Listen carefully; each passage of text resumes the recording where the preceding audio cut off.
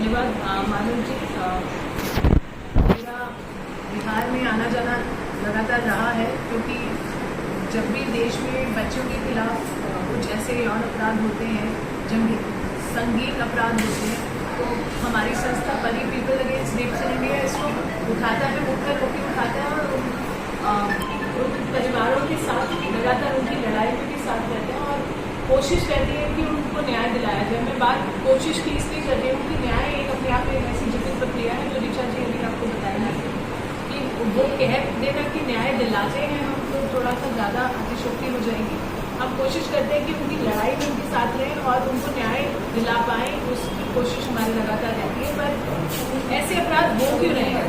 बड़ा सवाल है कि हम जब यहाँ पर इतनी बड़ी बड़ी बातें करते हैं कि हमारे पास किस तरह की मिसाइल है, हम इतने तरक्की कर चुका है हमारा देश, हम चांद पे जा रहे हैं, हम पता नहीं क्या क्या कर रहे हैं, ऐसी नई टेक्नोलॉजी आ गई है कि पूरी दुनिया एक दूसरे से जुड़ी हुई है और हम आज भी इस बात पे विचार कर रहे हैं कि हम अपने बच्चों को दरिंदों से कैसे बचाएं।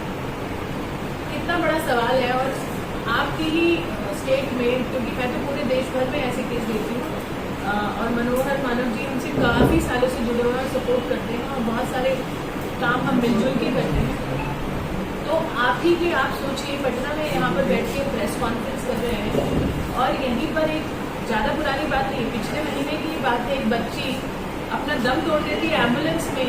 ये सोचिए कितनी बड़ी बात है कि उसको इलाज नहीं मिल पाता, उसके साथ बलात्कार होता है, उसके साथ इतनी मारपीट होती है, चाकू भोंक दिए जाते हैं, उसके बाद भी वो 7-8 घंटे और इतनी गर्मी की तरफ जिस दिन उस बच्ची ने दम तोड़ा। तो इस तरह की पहली बात नहीं है, ना वो आखिरी केस है ना वो पहला केस था, और उसके बावजूद उसके बाद भी न जाने कितने केस आ गए। आप हमारा सोशल मीडिया आप देखिए, हम लगातार डालते हैं। और खाली बिहार की बात नहीं है, कोई राजनीति की बात नहीं है कि इलेक्शन आ रहे हैं तो हम ये मुद्दा उठा रहे हैं, हम लगातार आते रहते हैं बिहार में और हमारे वॉलंटियर्स यहाँ पर हैं, हमारे साथ जो पीड़ित परिवार हैं जुड़े हुए हैं। पर हम चाहते हैं कि ये इलेक्शन का मुद्दा बने, हम चाहते हैं कि नई नई पार्टियाँ उभर के आ रही हैं, नए नए नेता उभर कर आ रहे हैं, वो क्यों नहीं इसकी बात करते। मैं आप लोगों से बोल के ये रिक्वेस्ट करना चाहूँगी कि जब भी आप अगर किसी राजनेता पे जाएं, क्योंकि अब इलेक्शन आ रहे हैं, तो उनको बोलिए इसको मुद्दा बनाए अपना, राजनीति ना करें इसके ऊपर, पर कम से कम ऐसा माहौल तो बनाएं कि बच्चियाँ सुरक्षित रहें, ऐसे प्रॉमिस करें और उनको फुलफिल करें, क्योंकि ये बहुत बड़ा मुद्दा है। हम इसको चाहें कितना भी इग्नोर करें, हर घर में बच्चे हैं, महिलाएं हैं, और अगर हम चाहें, ऐसा नहीं है कि ये ऐसा मुद्दा है जो नहीं ठीक हो सकता। हम लगातार ट्रेनिंग करते हैं, हमारे यहाँ पर ट्रेनिंग मटेरियल भी आप देखेंगे, बहुत सारे बदलाव जब आएंगे ना, उसके बाद ये सारी घटनाएं रुक सकती हैं और बिल्कुल रुक सकती हैं, और इसमें कोई अतिशयोक्ति नहीं है। अगर हम मिशन के रूप में कोई भी सरकार ठान ले और समाज भी, क्योंकि मैं खाली सरकारों से बोलूँ कि नहीं आप ही इसको ठीक करेंगे वो नहीं होगा, बट सरकारों की बड़ी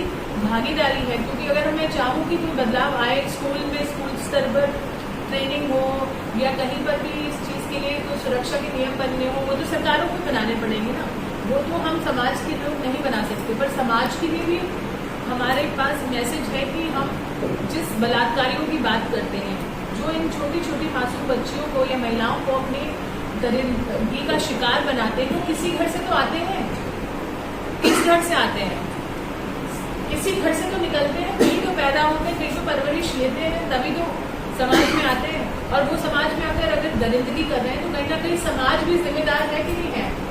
आप मेरे साथ यहाँ पर जुड़े, तो यहाँ पर दोनों की भागीदारी ज़रूरी है। तो हम चाहते हैं कि ये भागीदारी मिलकर हम ऐसा देश बनाएं, ऐसा स्टेट बनाएं ताकि ऐसे केस ना हो।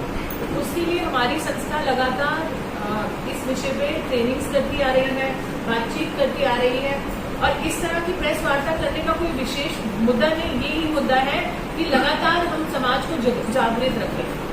हम आप पत्रकार लोग भी, आप लोग भी, हम लोग इंसान पहले हैं, हम लोग चाहते हैं कि जागृत रखें इस मुद्दे को, इसको मरने ना दें।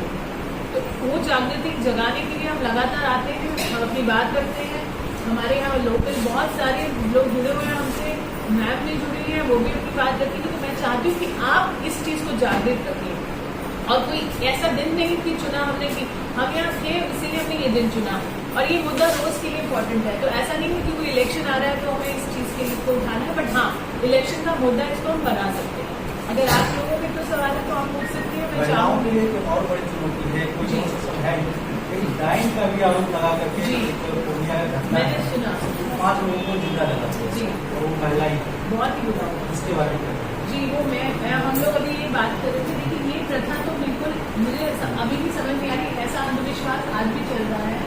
दिल्ली में भी आसपास क्षेत्रों में ये घटनाएं आई और हमने इस पर थोड़ा सा काम नहीं किया। ऐसा नहीं कि मैं बोलूँगी बहुत इंटेंस काम है, क्योंकि काफी लगता है कि प्रथा जा चुकी थी, पर 5 औरतों को ऐसे कर दिया। तो ये सुन के तो मुझे लगा कि ये तो फिर वही खड़े हो गए वहाँ पे और बहुत काम करने की जरूरत है। मेरे साथ दिल्ली से मेरी पुलिस स्वप्ना जी भी आई है, वो चाहें तो अपनी बात रख पाएंगे।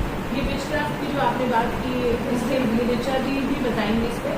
हमें बहुत मतलब मुझे तो बहुत हैरानी है कि कैसे सरकारें इसको होने नहीं दे रही हैं। इसमें कोई जागृति हाँ और अभी मैम और बच्चे सुबह अपना एक IIM में गए थे मैम, हम वहाँ से आए, हम लोग लंच कर रहे थे। मैंने भी सवाल पूछा, हम किसी मुद्दे पे पूरा हमारा लंच जो भी हम करके आए किसी मुद्दे पे हमने बात की। आपने चूंकि उठाया है तो मैंने उस मुद्दे पे लिखा अपने सोशल मीडिया पे और एक ही लाइन पूछी थी सवाल करके कि अगर क्या सच में वो चुड़ैल होती तो आप उसको मार पाते।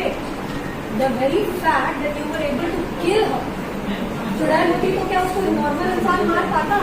तो मैंने एक पोस्ट बनाई थी कि ये देखिए वो एक पोस्ट एक तस्वीर के माध्यम से हम लोग कैमरा पे ये देखिए, ये मैंने अपने सोशल मीडिया पे डाली थी।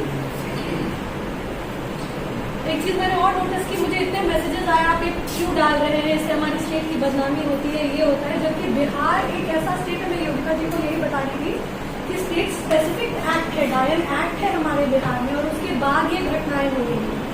और ये कुछ घटनाएं जो रिपोर्ट हो रही है सबसे बड़ी बात, ऐसी बहुत सारी घटनाएं हैं जो रिपोर्ट नहीं होती। खास करके नाम की जो परी फाउंडेशन है जो काम करती है सेक्शुअल अब्यूज पे, रेप विक्टिम्स के लिए, अभी हम लोग बैठे हुए थे, मैम के फोन पे जितने नोटिफिकेशन आ रहे थे मैं देख रही थी जिस तरीके से।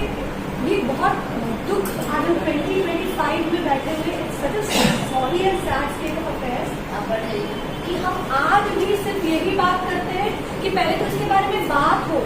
न्याय मिलना तो दूसरा स्टेप है, न्याय के लिए अप्रोच करना सिस्टम को तो दूसरा स्टेप है। पहली बात तो आज के दिन में भी जितने मुद्दे या जितने ऐसे केसेस रिपोर्ट हो रहे हैं उससे कहीं ज्यादा केसेस आज भी रिपोर्ट नहीं हो रहे हैं because of social stigma. Because और विक्टिम्स की स्थिति देखिए, अभी लास्ट में आपके ही सोशल मीडिया पे मैंने पढ़ा था, शायद लड़कियां आफ्टर जब उनका बलात्कार होता है उसके बाद वो अब सुसाइड कर रही है क्योंकि उनको जस्टिस नहीं मिल रहा है। एक तो ऑलरेडी आपके साथ अन्याय हुआ और उस अन्याय के साथ आपको जीना है, तो अगर सिस्टम भी आपके साथ नहीं है फिर आपकी लड़ाई तो बहुत डिफिकल्ट है। तो वहां पे मुझे वो माँ बाप समझ में आने लगते जो कहते हैं कि नहीं इसको छुपाओ। पहले तो ये चीजें आती ही नहीं थी बाहर ना, क्योंकि आपने और ये हम एज जर्नलिस्ट आप लोगों की रिस्पॉन्सिबिलिटी है कि लड़की का रेप हुआ लिखने के बजाय ये लिखे कि लड़के ने रेप किया। The narrative has to change.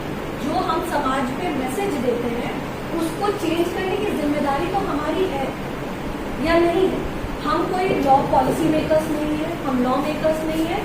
जो हम कर सकते हैं वो इतना ही कर सकते हैं कि इसके बारे में एक मुखर आवाज हो, और उसके लिए आपकी जरूरत पड़ती है हमें। जो आजकल ये मानव जी ने इतना, ये बहुत बड़ा है, इसको तो मैं छोटा नहीं मानती हूँ। मानव जी एक बहुत बड़ी चीज आपने की है, एक मंच देना जहाँ लोग इस पर बात कर रहे हैं, इसके बारे में सोच लेना। जो इकलौती चीज एक इंसान दूसरे को दे सकता है जो कभी वापस नहीं मिलेगी वो है समय, जो हम आप एक दूसरे को दे रहे हैं। इससे बड़ा तो कुछ है ही नहीं। तो इसको छोटा बोलना, तो पहली बार मैं इसको छोटा नहीं मानती। दूसरी बात, जब मैं बात करती हूँ मैं अपने बिहार की हूँ, मैं बिहार से आती हूँ, तो जब लोग मैं इस तरह की चीजें लिखती हूँ और लोग मुझे बोलते हैं आप अपने बिहार के बारे में ये गलत चीजें क्यों लिख रही है, तो मुझे बड़ा दुख होता है कि लोग को ये दुख क्यों नहीं होता है कि हमारे बिहार में ये हो रहा है, गलत हो रहा है, इसका दुख नहीं है। मैं और योगिता जी काफी समय से दूसरे से जुड़े हुए, एक बांका का केस आया था होली के दिन, एक 5-6 साल की बच्ची को, उस फादर को सल्यूट है मेरी तरफ से, वो बैंगलोर से केस लड़ रहे हैं, आज तक लड़ रहे हैं। और जस्टिस 2021-20 का केस था ना, ये 21 का केस था। अभी मैम ने बताया मुजफ्फरपुर का केस, बच्ची एम्बुलेंस में मर गई है, और ये सिस्टम का फेलियर है। और मैम कह रहे हैं इलेक्शन का मुद्दा बिल्कुल बनना चाहिए। पावर ऑफ 50% कहाँ है? हम हमारे पूरे बिहार को बदनाम किया जाता है, या बदनाम किया जाता है या उसके बारे में बोला जाता है कि यहाँ जात पात की राजनीति होती है। नेचर ने तो दो ही जात बनाई, मर्द और औरत। ये बाकी जात पात तो हम समाज लेकिन एक में सवाल बनाया ये भी है। खड़ा होता है मैम कि यौन शोषण में काफी महिला की संस्थाएं जो है वो खड़ा होकर आती है, ऊपर उठकर बोलती है, लेकिन डायन पे क्यों नहीं बोलती है? ये कहाँ तक सच है? बोलना चाहिए। देखिए, हर चीज़ का ये भी बताएंगे मानव जी भी, इस पर मैं चाहूँगी कुछ बोले, पर मेरा जो ये मानना है वो ये है कि हमेशा हर चीज़ की आवाज़ बने हैं, तभी तो डायन प्रथा बंद हुई है। सती प्रथा बंद हुई है ना, सती थी ना, जैसे आज की डेट में बलात्कार होने हैं तब सती प्रथा होती थी, तो आवाज़ उठाई तो समय लगा। देखो, हर समाज में चेंज होने में समय लगता है, पर मुझे हाँ वो बहुत गलत है। मैं तो खुद मैं देखो ऐसे ऑफिस के लिए मैं खुद परेशान होती, ये लोग क्यों नहीं, ये सिर्फ राजनीति क्यों करते हैं, इन लोगों को काम करने की जरूरत है।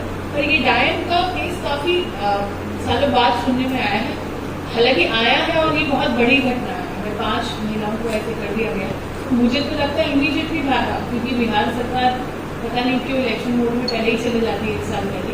उनको तो मुखर होकर इमीडिएटली इसके संज्ञान के ऐसे तो बहुत ज्यादा कड़ा एक्शन ले लेना चाहिए। तो मानव जी